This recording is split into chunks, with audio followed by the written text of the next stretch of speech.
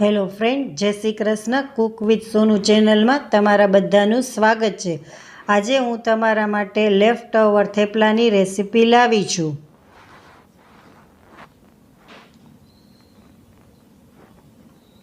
તો તેની માટેની સામગ્રી આપણે જોઈ લઈએ.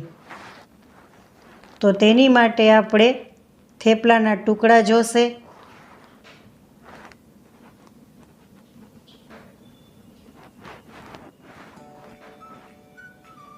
ત્યારબાદ તેમાં ખાટી છાશ જોશે. મિત્ર, છાશ હંમેશા ખાટી લેશો તો જ મજા આવશે, તો જ આ રેસીપીનો ટેસ્ટ સારો લાગશે. ત્યારબાદ તેમાં આપણે નમક એડ કરશું સ્વાદ મુજબ, થોડી હળદર એડ કરશું,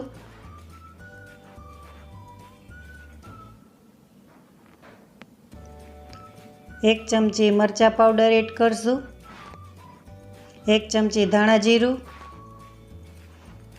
ચપટીક હિંગ એડ કરશું. હવે આપણે એક પેનમાં 2 મોટા ચમચા તેલ લઈ લેવાનું છે. તેલને થોડુંક ગરમ થવા દેવાનું. ત્યારબાદ તેમાં જીરું એડ કરશું,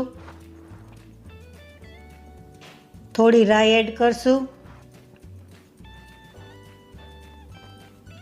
હવે રાઈ અને જીરુંને સારી રીતના આપણે ક્રેકલ થવા દેશું. મિત્ર, તમે મારી આ ચેનલ પહેલીવાર જોતા હો તો પ્લીઝ તેને સબસ્ક્રાઈબ કરશો અને બાજુમાં આપેલા બેલ આઇકોનને પ્રેસ કરશો, જેથી મારી નવી રેસીપી તમને જોવા મળતી રહે.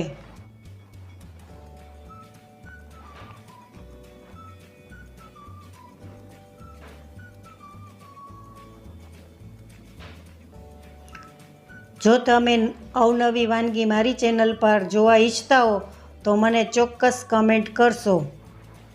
હવે આપણું આ તેલ અને જીરું સારી રીતના ક્રેકલ થઈ ગયું છે. આ બધી આપણે આ વસ્તુ જે જોઈએ તેની આપણે પ્રિપરેશન કરી રાખી છે.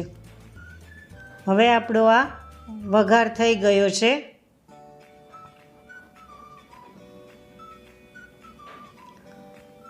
હવે આપણે તેમાં આદુ મરચાંની પેસ્ટ એડ કરશું.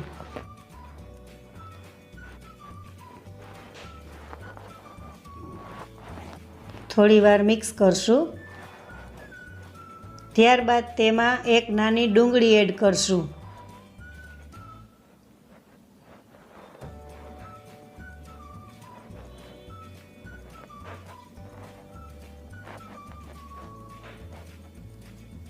ડુંગળી થોડી સોફ્ટ થાય ત્યારબાદ આપણે તેમાં એક નાનું ટમેટું એડ કરશું.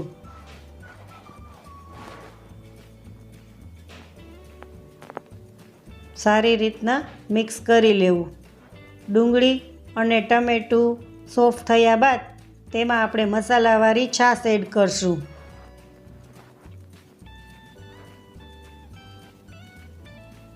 બધું સારી રીતના એકવાર મિક્સ કરશું.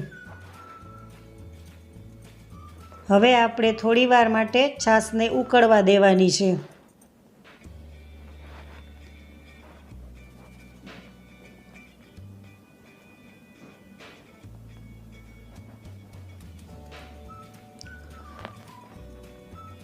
છાશ ઉકળી ગયા બાદ જો આ છાશ સારી રીતના ઉકળી ગઈ છે ત્યારબાદ તેમાં થેપલાના ટુકડા એડ કરશું.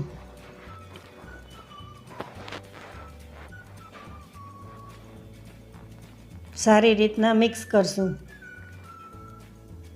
થોડી વાર કૂક થયા બાદ તેમાં 1 ચમચી આપણે ખાંડ એડ કરશું. ખાંડ ટોટલી ઓપ્શનલ છે, તમને ભાવે તો તમે એડ કરી શકો.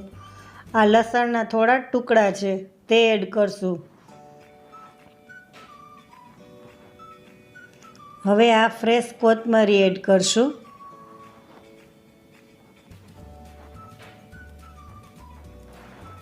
હવે આપણી આ રેસીપી રેડી થઈ ગઈ છે. હવે તેને આપણે સર્વિંગ બાઉલમાં લઈ લેશું.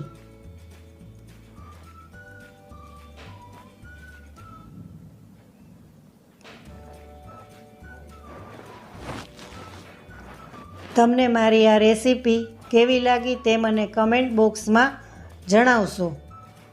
મારી આ રેસીપીને લાઈક કરશો, તમારા ફ્રેન્ડ સાથે શેર કરશો. આ ટેસ્ટમાં ખૂબ જ સરસ લાગે તેવી છે અને બધાને ભાવે તેવી છે. ખાસ કરીને શિયાળામાં અને ચોમાસાની ઋતુમાં તો આ ખૂબ જ સરસ લાગે છે. આ સ્વાદમાં થોડી તીખી અને ચટપટી રેસીપી છે. હવે આપણે કોથમરી નાખી અને સર્વ કરશું.